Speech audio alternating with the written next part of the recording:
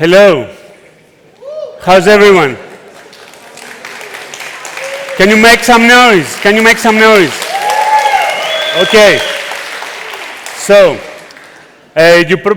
how many of you have been to React Alicante before? Okay. How many of you have been in City.js? Okay. So I am the creator and founder of City.js. I live in London and I go back and forth from London to Greece. I do now a lot of events around the world. You probably recognize yourselves, some people that I found here. Yeah, I work for Foolproof, which is a design agency in London. We work with the designers. 2 talks before me, we were discussing about designers. Because we developers, we work with designers and with, if you are front-end, with back-end developers. So we all have been suffering from the heat, right? It has been really hot in Alicante. Yesterday was 30 degrees. But as you know, air conditions come to play, and now air conditions, I've been looking on the TV, they have AI, which is a bit of a joke because air conditions, they were working like this for a number of years. So it cannot be like suddenly AI has been inside the air conditions. And if that was the case, then pilots and aeroplanes, they would have AI built in for the autopilot. And so what is AI? A lot of us know that AI is artificial intelligence. But to me, it feels like it's more like an automated intelligence. And like 6 months ago, when I thought about submitting a talk for this conference, I thought of submitting a talk for code generators. There are a lot of code generators for Playwright. Also, there have been a lot of improvements in Storybook that Daniel spoke about earlier, like a lot of visual tests that make testing much nicer. But for us, it makes it much easier to write tests because there's no reason for people not to write tests.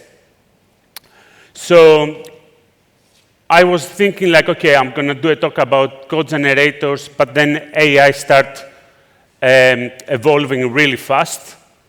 And everybody will start talking about MCPs. And we are getting into a new age. We are getting into the age of AI. And we all, at some point, we have to start writing our own agents. It might be a case where we all have to learn Python to create those agents and work together with JavaScript. It's all possible. And what is an MCP? And my friend Florent, I just brought him from London, he told me like Microsoft certified professional, maybe not. So MCP feels like it's like an API standard that helps AI work smoothly with apps, tools, and data sources. There's a lot more, but because this talk is it has to be quite fast, I cannot really go into much detail. So, for example, if you had Playwright, you were writing like a small rules file that I took over from a video that Debbie has done on YouTube. And then you can go into the prompt and say what you want to do. So I want to create a Playwright test. I want you to navigate on this URL. I want you to check that there is an H1 on the page. So this is like a quick demo of how you do that. You copy-paste the file, and then that, because we have to fast forward a bit, it's going to open the page, it's going to go on the page, it's going to check for the H1, it's going to create the test for you. If we fast forward a bit, you're going to see the test here. That's amazing, right? So we didn't have to write any code. It was all automated. We just told the prompt what to do. And this is the test. The test is done. So because I work in a design agency, I work with designers. We use a lot of Figma. How many of you use Figma here? OK, so Figma, it's a great tool. And maybe designers, they start thinking, because there is a Figma MCP, they could be writing code, which means they could be taking our jobs. Okay, let's have a look on that. So basically, you can enable the Figma MCP server in your Figma. This is how you do it. Then there are clear instructions. You can see that afterwards when you have a lot more time, where you can enable your MCP server inside your Visual Studio or Cursor. And then once you do that, you have like a JSON file, and you can give ability to your prompt to connect with Figma MCP server, write and read code. So what happens? You can go inside Figma, you can select a particular portion of design. It can be a button, it can be like an area, like a bigger kind of size component. And then you can put it inside the prompt, and that is going to generate the React component for you. Okay? So if we fast forward this a bit, we can see that I selected the component here, and then I gave the prompt to what I want to build, the URL of that design, and then it created the code for me. Okay? So I told it also to create a storybook, and I told it also to do a lot of other stuff. This process was a bit repetitive. So basically, if you have to say, OK, create this component, create this component, create this component, it's very repetitive. So you have to put some rules. So like, I want you to create this component, but I want you to do X, Y, and Z. Because sometimes AI, it feels like you are talking to a small kid or like a junior developer, that you have to keep saying the same thing. So in order to solve that, you can create something like a workflow where you can say, on the first step, I want you to create this component. Please do all this for this task. Then transition to the second step and do the second bit, but do bit by bit. This is an empty file that you create. Once you do that, you can create all the code and all the stuff you ask. And you can see there, if I fast forward a bit as well, you can see that it goes step by step. And that's a workflow-based prompting. OK? So if you take 1 minute, you will see that it starts also giving you the headlines of the steps that you have asked the prompt to do. Step 1, create the button component. Creates the buttons. So this is the stories that's creating now. Then create everything else. So eventually, if we fast forward a bit, it's, oh, sorry, I have to go back. Sorry for that. Oh. Eventually, it's going to create the whole components from the buttons, from the cards, and everything that I asked for this workflow to do. But there is a but. It's going to create everything, but it's going to miss a few things. Okay? And this is the part. Designers gives us inputs, and we produce the output. If designers gives us the correct inputs, we're going to end up producing the correct output. So the output that we got is this one. As you can see, this is not very well aligned, and there are a few other mistakes that the AI has done. So we can do better than that. So how to do that? So designers have to give better inputs. So inside the Figma, they can write variants, properties, and they can also give us the state inputs.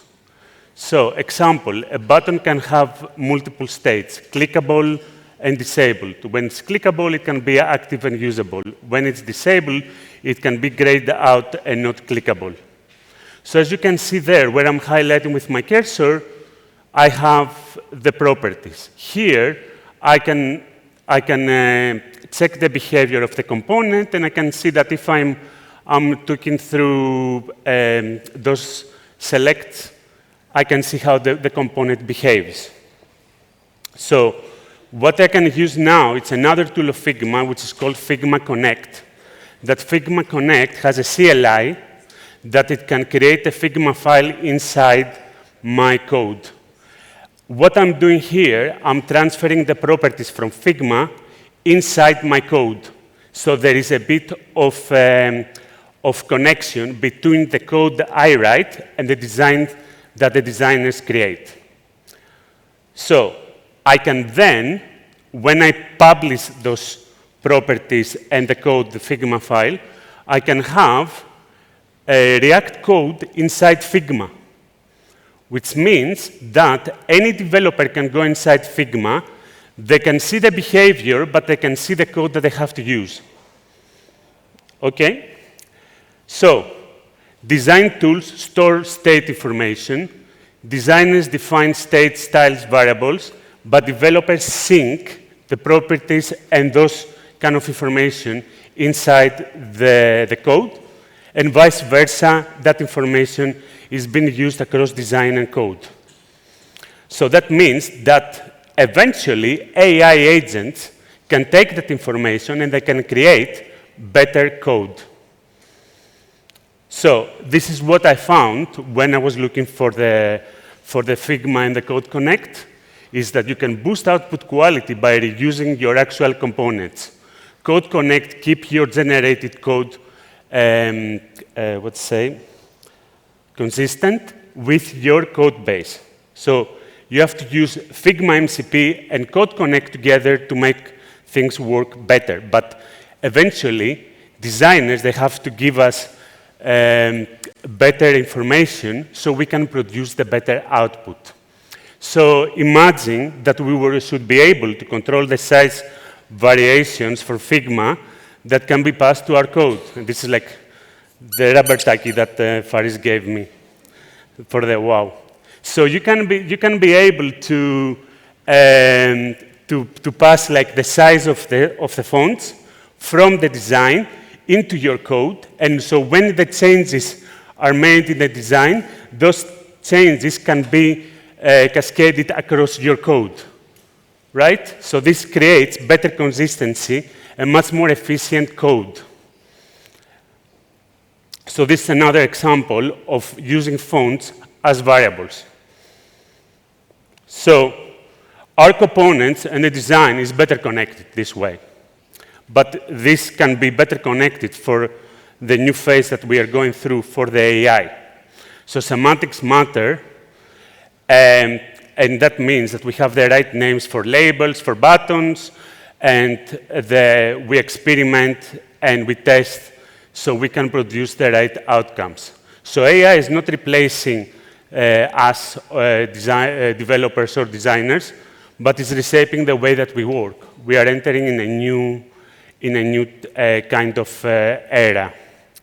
So we cannot really rely 100% on AI, but I don't know how many of you have seen this on a motorway in the United States where there was a guy inside the Tesla, and the Tesla was not responding, so the guy was praying while the car was not working the highway. So we don't really want to give AI full control. We just want to control the AI.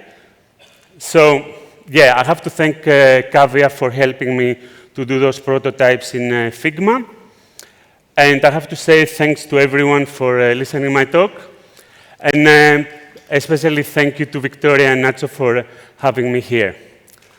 Thank you.